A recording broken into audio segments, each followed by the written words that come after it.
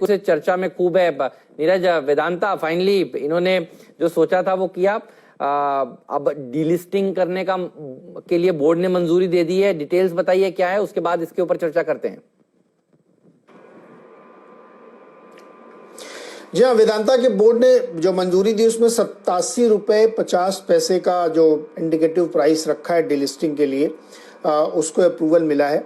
और इस पे बोर्ड का ये मानना है कि जो यहाँ इंडियन बिजनेस है इसको डीलिस्ट वो करेंगे तो इनको जो अपने ग्लोबल बिजनेसेस है उसमें ज़्यादा सिनर्जी मिलेगी और यहाँ पे वो नहीं रखना चाहते हैं। हमें याद है कि कल एक S&P की रिपोर्ट भी आई थी कि जो वेदांता PLC है उसके लिए ये EPS इक्विटिव होगा अगर यहाँ से डिलिस्ट करके ले जाते हैं तो प्राइस जो इस समय मार्केट प्राइस है और जो इस जो इंडिकेटिव प्राइस रखा गया इसमें डिफरेंस है। मैनेजमेंट को ये पूरा भरोसा है कि इस प्राइस पे निकल जाएगा क्योंकि वो सेबी के नियमों के तहत एवरेज प्राइस के हिसाब से प्राइसिंग कर रहे हैं, तो इसलिए बहुत दिक्कत नहीं आएगी। अब ये एक बड़ा ट्रिकी क्वेश्चन है कि मार्केट में इनको कितना रिस्पॉन्स इसका मिलता है।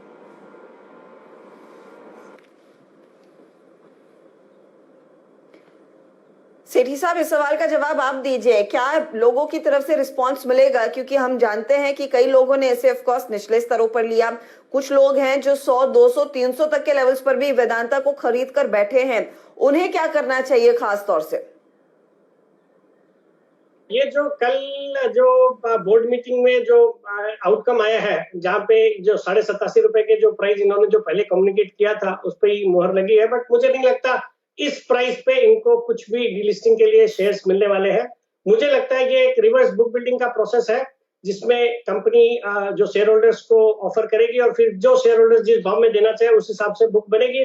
फिर अगर जो मैनेजमेंट है वो अगर उस प्राइस को कंसिडर करता है तो ये लोग ग्रेजुअली प्राइस हाइक करेंगे। मुझे लगता है जिन्होंने इस कंपनी में निवेश किया हुआ है उनको बिल्कुल इस पे बने रहना चाहिए, इस प्राइस पे तो बिल्कुल टेंडर करना नहीं चाहिए।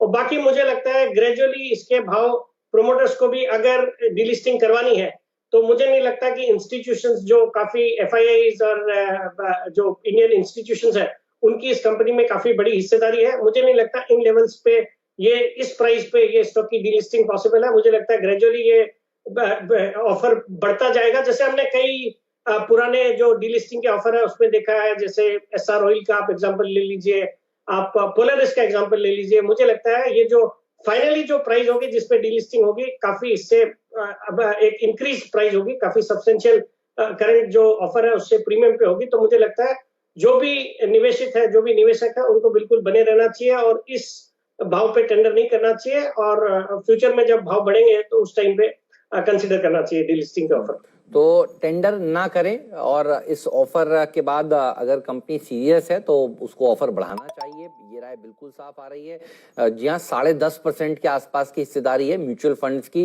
इंस्टीट्यूशनल इन्वेस्टर्स इस भाव पर शायद टेंडर ना करें, ये राय इस समय बन रही है।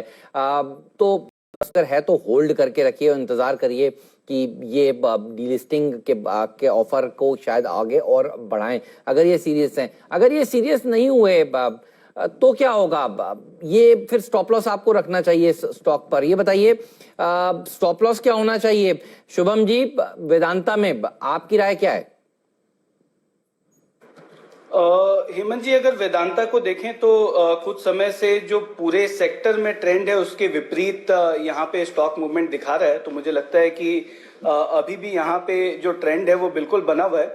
तो स्टॉप लॉस अगर हम देखें तो मुझे लगता है 88 के आसपास हमें एक जो शॉर्ट टर्म जो लेवल है, जो अभी रिसेंट स्विंग लो भी बना हुआ दिखा था, वहां पे एक स्टॉप लॉस मेंटेन करना चाहिए। और ट्रेंड अभी भी इसका अपसाइड के तरफ ही बनता हुआ दिख रहा है और मुझे लगता है 100 रुपया तक का तो एटलीस्ट यहाँ पे शॉर्ट टर्म टारगेट हमें आता हुआ दिख सकता है। ओके, तो ये शॉर्ट टर्म टारगेट्स वेदांता के रहेंगे और उस स्टॉप लॉस का भी आप ध्यान रखिए। कुछ और स्टॉक्स की बात